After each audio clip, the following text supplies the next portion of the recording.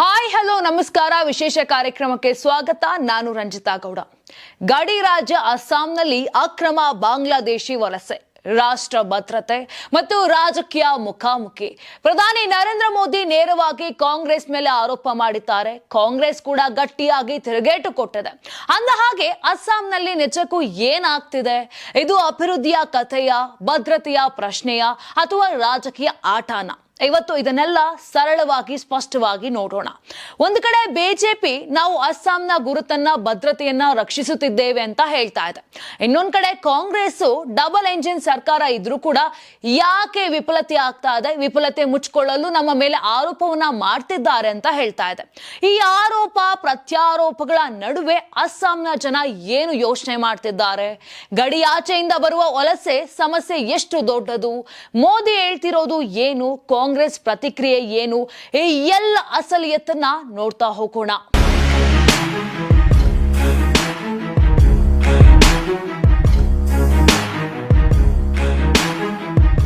ನಾವು ಮಾತಾಡಬೇಕಾದ ವಿಷಯ ಸಾಮಾನ್ಯ ರಾಜಕೀಯ ವಿಚಾರ ಅಲ್ಲ. ಅದು ಅಸ್ಸಾಂ ಬಾಂಗ್ಲಾದೇಶ ಗಡಿ, ಅಕ್ರಮ ವಲಸೆ, ರಾಷ್ಟ್ರ ಭದ್ರತೆ ಮತ್ತು ಅಭಿವೃದ್ಧಿ, ಈ ಎಲ್ಲದರ ನಡುವೆ ನಡೆಯುತ್ತಿರುವ ದೊಡ್ಡ ರಾಜಕೀಯ ಫೈಟ್. ಪ್ರಧಾನಿ ನರೇಂದ್ರ ಮೋದಿ ಅಸ್ಸಾಂಗೆ ಹೋಗಿ ನೇರವಾಗಿ ಕಾಂಗ್ರೆಸ್ ಮೇಲೆ ದಾಳಿ ಮಾಡಿದ್ದಾರೆ. ಕಾಂಗ್ರೆಸ್ ಕೂಡ ತಕ್ಷಣವೇ ತಿರುಗೇಟು ನೀಡಿದೆ. ಹಾಗಾದ್ರೆ ನಿಜಕ್ಕೂ ವಿಷಯ ಏನು? ಯಾರು ಏನ್ ಹೇಳ್ತಿದ್ದಾರೆ? ಅಸ್ಸಾಂನಲ್ಲಿ ಸ್ಥಿತಿ ಹೇಗಿದೆ ನೋಡೋಣ. ಮೊದಲು ಮೋದಿ ಏನ್ ಹೇಳಿದ್ದಾರೆ ಅನ್ನೋದನ್ನ ಅರ್ಥ ಮಾಡ್ಕೊಳ್ಳೋಣ. ಅಸ್ಸಾಂ ಪ್ರವಾಸದಲ್ಲಿದ್ದ ಪ್ರಧಾನಿ ಮೋದಿ 10,601 ಕೋಟಿ ರೂಪಾಯಿ ವೆಚ್ಚದ ದೊಡ್ಡ ರಸಗೊಬ್ಬರ ಘಟಕಕ್ಕೆ ಶಂಕುಸ್ಥಾಪನೆ ಮಾಡಿದ್ದಾರೆ. ಕಾರ್ಯಕ್ರಮ ಮುಗಿದ ಮೇಲೆ ನಡೆದ ಸಾರ್ವಜನಿಕ ರ್ಯಾಲಿಯಲ್ಲಿ ಮೋದಿ ಕಾಂಗ್ರೆಸ್ ವಿರುದ್ಧ ಗಟ್ಟಿಯಾಗಿ ಮಾತನಾಡಿದ್ದಾರೆ. ಕಾಂಗ್ರೆಸ್ ಅಸ್ಸಾಂನಲ್ಲಿ ಅಕ್ರಮ ಬಾಂಗ್ಲಾದೇಶಿ ವಲಸಿಗರಿಗೆ ಸಹಾಯ ಮಾಡಿದೆ, ಅವರನ್ನೇ ಮತ ಬ್ಯಾಂಕ್ ಆಗಿ ಬಳಸಿಕೊಂಡಿದೆ. ಜನರ ಭದ್ರತೆ ಅಸ್ಸಾಂನ ಗುರುತು, ಇದ್ಯಾವುದರ ಮೇಲೂ ಕಾಂಗ್ರೆಸ್ಗೆ ಕಾಳಜಿ ಇಲ್ಲ ಅಂತ ಮೋದಿ ನೇರವಾಗಿ ಆರೋಪಿಸಿದ್ದಾರೆ. ಅಸ್ಸಾಂ ಗಡಿ ರಾಜ್ಯ ಬಾಂಗ್ಲಾದೇಶಕ್ಕೆ ನೇರ ಗಡಿ. ಇಲ್ಲಿ ಅಕ್ರಮ ವಲಸೆ ಅನ್ನೋದು ಸಣ್ಣ ವಿಷಯ ಅಲ್ಲ.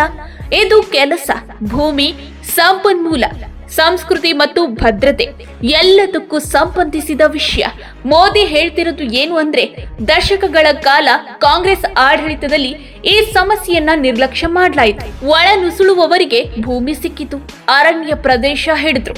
ಇದರಿಂದ ಅಸ್ಸಾಮಿಗರ ಅಸ್ತಿತ್ವಕ್ಕೆ ಅಪಾಯ ಬಂದಿತು ಅನ್ನೋದು ಬಿಜೆಪಿ ವಾದ. ಮೋದಿ ಮತ್ತೊಂದು ಗಂಭೀರ ಆರೋಪ ಮಾಡಿದ್ದಾರೆ. ನಾನು ಮಾಡೋ ಪ್ರತಿಯೊಂದು ಒಳ್ಳೆ ಕೆಲಸಕ್ಕೂ ಕಾಂಗ್ರೆಸ್ ವಿರೋಧ ಮಾಡುತ್ತದೆ.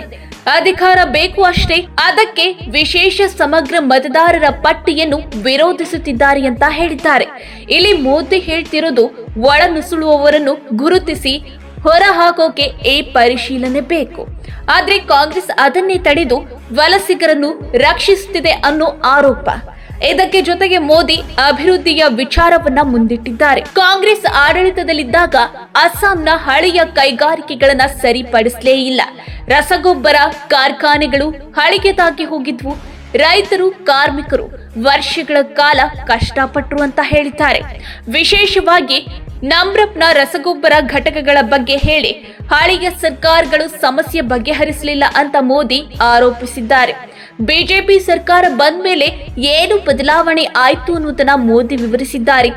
ಯೂರಿಯಾ ಉತ್ಪಾದನೆ ಹೆಚ್ಚಾಗಿದೆ, ರೈತರಿಗೆ ಗೊಬ್ಬರ ಸರಿಯಾಗಿ ಸಿಗ್ತಿದೆ, ಹಳೆಯ ಕಾರ್ಖಾನೆಗಳಿಗೆ ಹೊಸ ತಂತ್ರಜ್ಞಾನ ಬಂದಿದೆ. ಡಬಲ್ ಎಂಜಿನ್ ಸರ್ಕಾರ ಅಂದ್ರೆ ಇದೆ ಅಂತ ಮೋದಿ ಹೇಳ್ತಿದ್ದಾರೆ. ಕೇಂದ್ರ ಮತ್ತು ರಾಜ್ಯ ಎರಡು ಕಡೆ ಬಿಜೆಪಿ ಸರ್ಕಾರ ಇದ್ರೆ ಕೆಲಸ ವೇಗವಾಗಿ ಆಗುತ್ತೆ ಅನ್ನೋದು ಅವರ ವಾದ. ಮೋದಿ ಮತ್ತೊಂದು ಎಮೋಷನಲ್ ವಿಚಾರ ತೆಗೆದುಕೊಂಡಿದ್ದಾರೆ. ಚಹಾ ತೋಟದ ಕಾರ್ಮಿಕರು ದಶಕಗಳ ಕಾಲ ಕಾಂಗ್ರೆಸ್ ಅಧಿಕಾರದಲ್ಲಿದ್ರು ಚಹಾ ತೋಟದ ಕಾರ್ಮಿಕರಿಗೆ ಭೂಮಿಯ ಹಕ್ಕು ಕೊಡ್ಲಿಲ್ಲ. ಬಿಜೆಪಿ ಸರ್ಕಾರ ಅವರಿಗೆ ಭೂಮಿಯ ಹಕ್ಕು ಕೊಟ್ಟಿದೆ ಅಂತ ಹೇಳಿದ್ದಾರೆ. ನಾನು ಚಾಯ್ ವಾಲಾ, ನನಗೆ ಅವರ ನೋವು ಗೊತ್ತು ಅಂತ ಮೋದಿ ಹೇಳಿದಾಗ ಅದು ರಾಜಕೀಯಕ್ಕಿಂತ ಭಾವನೆಗೆ ಹೋಗ್ತದೆ. ಇನ್ನು ಭದ್ರತೆ ವಿಷಯಕ್ಕೆ ಬರೋಣ. ಮೋದಿ ಹೇಳ್ತಾರೆ, ಕಾಂಗ್ರೆಸ್ ಕಾಲದಲ್ಲಿ ಅಸ್ಸಾಂ ಮತ್ತು ಈಶಾನ್ಯ ಭಾರತ ಹಿಂಸಾಚಾರಕ್ಕೆ ಹೆಸರುವಾಸಿ. ಆದ್ರೆ ಕಳೆದ 10-11 ವರ್ಷಗಳಲ್ಲಿ ಸ್ಥಿತಿ ಬದಲಾಗಿದೆ. ಒಂದು ಕಾಲದಲ್ಲಿ ಹಿಂಸಾಚಾರ ಪೀಡಿತ ಜಿಲ್ಲೆಗಳೆಂದು ಕರೆಯಲ್ಪಟ್ಟ ಪ್ರದೇಶಗಳು ಈಗ ಅಭಿವೃದ್ಧಿ ಜಿಲ್ಲೆಗಳಾಗಿವೆ. ಇದು ಬಿಜೆಪಿ ಆಡಳಿತದ ಫಲ ಅಂತ ಮೋದಿ ಹೇಳಿದ್ದಾರೆ.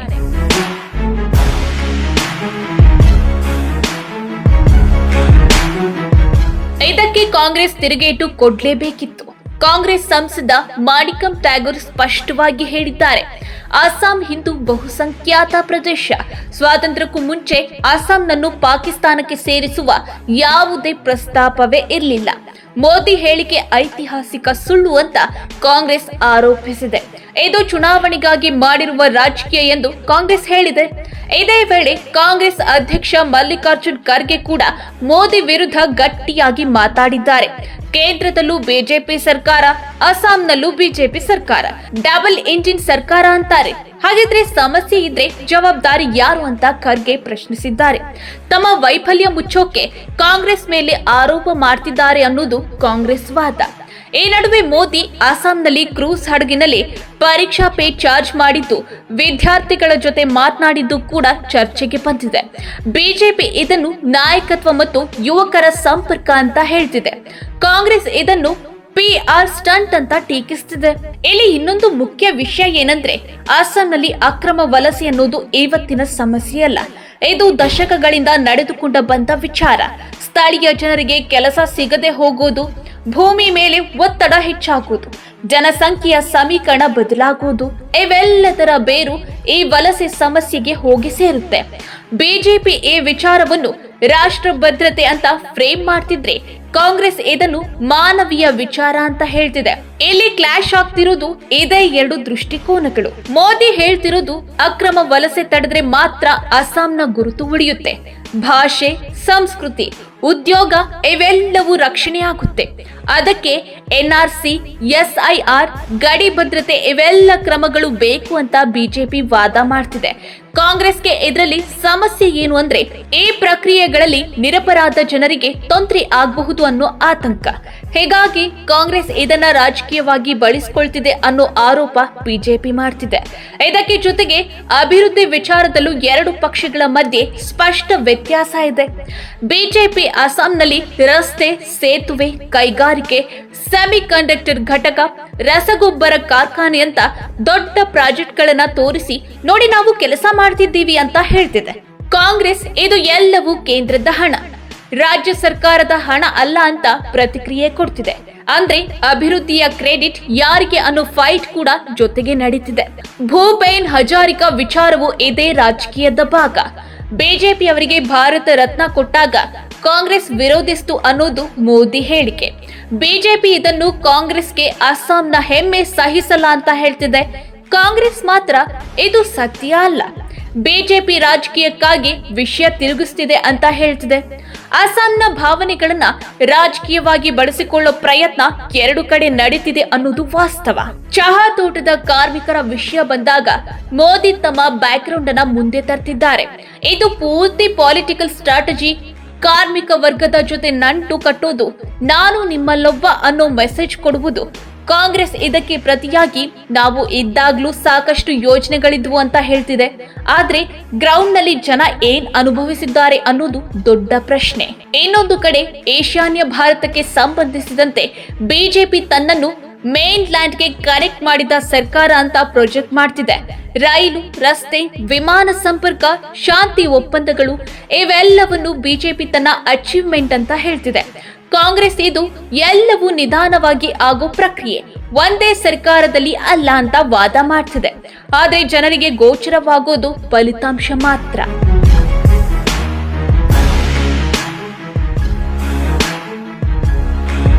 ಈ ಎಲ್ಲಾ ರಾಜಕೀಯದ ನಡುವೆ ಒಂದು ಸತ್ಯ ಏನಂದ್ರೆ, ಅಸ್ಸಾಂನ ಮುಂದಿನ ದಿನಗಳಲ್ಲಿ ದೊಡ್ಡ ರಾಜಕೀಯ ಮೈದಾನ ಆಗಲಿದೆ.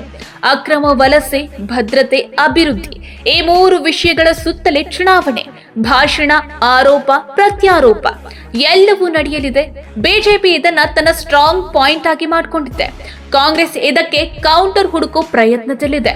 ಅಂತಿಮವಾಗಿ ತೀರ್ಮಾನ ಮಾಡೋದು ಅಸ್ಸಾಂನ ಜನ. ಅವರು ಭದ್ರತೆ ಮತ್ತು ಅಭಿವೃದ್ಧಿಯ ಮಾತಿಗೆ ಒತ್ತು ಕೊಡ್ತಾರೋ ಅಥವಾ ಕಾಂಗ್ರೆಸ್ ಹೇಳ್ತಿರೋ ಎಚ್ಚರಿಕೆ ಮತ್ತು ಪ್ರಶ್ನೆಗಳಿಗೆ ಮೌಲ್ಯ ಕೊಡ್ತಾರೋ ಅದೇ ಮುಂದಿನ ರಾಜಕೀಯದ ದಿಕ್ಕು ತೋರಿಸಲಿದೆ. ಒಟ್ನಲ್ಲಿ ಅಸ್ಸಾಂನಲ್ಲಿ ಈಗ ನಡೀತಿರೋದು ರಾಜಕೀಯದ ದೊಡ್ಡ ಆಟ. ಒಂದು ಕಡೆ ಬಿಜೆಪಿ ಭದ್ರತೆ, ಅಭಿವೃದ್ಧಿ, ಅಕ್ರಮ, ವಲಸೆ ಅಂತ ಅಜೆಂಡಾ ಹಿಡಿದು ಹೋಗ್ತಿದೆ. ಇನ್ನೊಂದು ಕಡೆ ಕಾಂಗ್ರೆಸ್ ಇತಿಹಾಸ, ಜವಾಬ್ದಾರಿ ಮತ್ತು ವೈಫಲ್ಯಗಳ ಪ್ರಶ್ನೆ ಎತ್ತಿದೆ. ಬಾಂಗ್ಲಾದೇಶಿ ವಲಸೆ ವಿಚಾರ ಮುಂದಿನ ದಿನಗಳಲ್ಲಿ ಇನ್ನಷ್ಟು ದೊಡ್ಡ ರಾಜಕೀಯ ವಿಷಯ ಆಗೋದು ಗ್ಯಾರಂಟಿ. ಕೊನೆಗೆ ಹೇಳಬೇಕಾದ್ರೆ ಅಸ್ಸಾಂ ಇಂದು ಕೇವಲ ಒಂದು ರಾಜ್ಯ ಅಲ್ಲ, ಅದು ರಾಷ್ಟ್ರೀಯ ರಾಜಕೀಯದ ಕೇಂದ್ರ ಬಿಂದು. ಇಲ್ಲಿ ಯಾರು ಗೆಲ್ತಾರೆ ಅನ್ನೋದಕ್ಕಿಂತ ಜನರಿಗೆ ಭದ್ರತೆ, ಅಭಿವೃದ್ಧಿ ಮತ್ತು ಸ್ಥಿರತೆ ಸಿಗುತ್ತಾ ಅನ್ನೋದೇ ಮುಖ್ಯ ಪ್ರಶ್ನೆ.